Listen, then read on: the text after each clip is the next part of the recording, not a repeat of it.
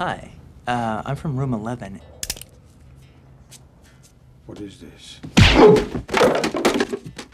It's called a punch. 28 years after they co-starred in From Dusk Till Dawn, which really was the launch of Clooney's film career, George is punching back at Quentin Tarantino after Quentin said in an interview with Deadline in July 2023 that George isn't really a movie star.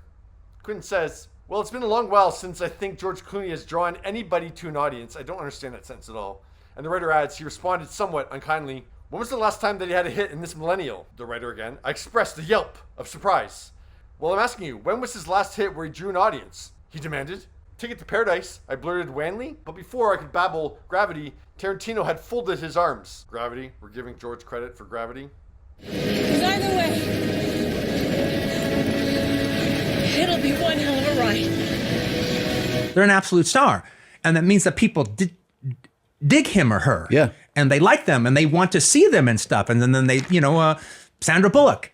In his interview with GQ alongside someone Quentin says is a movie star, Brad Pitt, George admitted that Quentin's comments irritated him. He says, he literally said something like, "Name me a movie since the millennium." And I was like, since the millennium? That's kind of like my whole effing career. Yeah, post year 2000, were hits like The Perfect Storm, Ocean's 11, Ocean's 12, Ocean's 13, Up in the Air, The Descendants. Alexander hadn't had a movie not be successful. George finished by saying, "So now I'm like, all right, dude, F off. I don't mind giving him beep. He gave me beep." But also George Clooney to GQ in 2020. There was a director attached to it, and the studio came to me to play the part. And when they came to me, the director quit because he said I wasn't a movie star.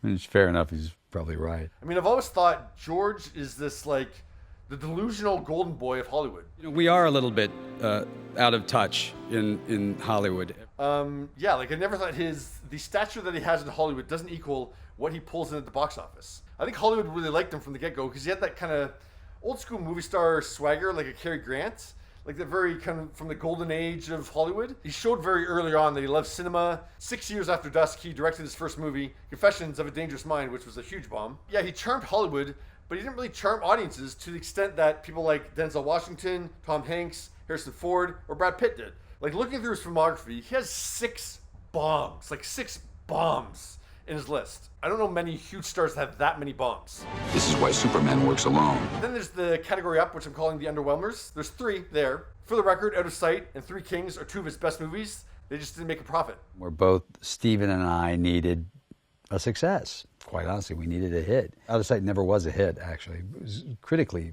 well-liked, but it wasn't a hit. Then there's the high-profile ones whose industry recognition is disproportionate to their box office numbers. Oh Brother, Where Art Thou won Clooney Golden Globe, and then the Academy was just dying to give him an Oscar, so they finally got the chance to kind of, with Syriana, that's the only way to explain how he won for his performance, and his much more impressive co-star Matt Damon wasn't even nominated. I'm proud to be a part of this Academy. The box office numbers for that, a lot of credit goes to Matt on that one. Then the next step up is The American and Michael Clayton, 2 solid hits on George's name alone. That's absolutely no win column for George. But yeah, the other wins are cases where at least half the credit goes to his high-profile co-stars who had more box office wins than him.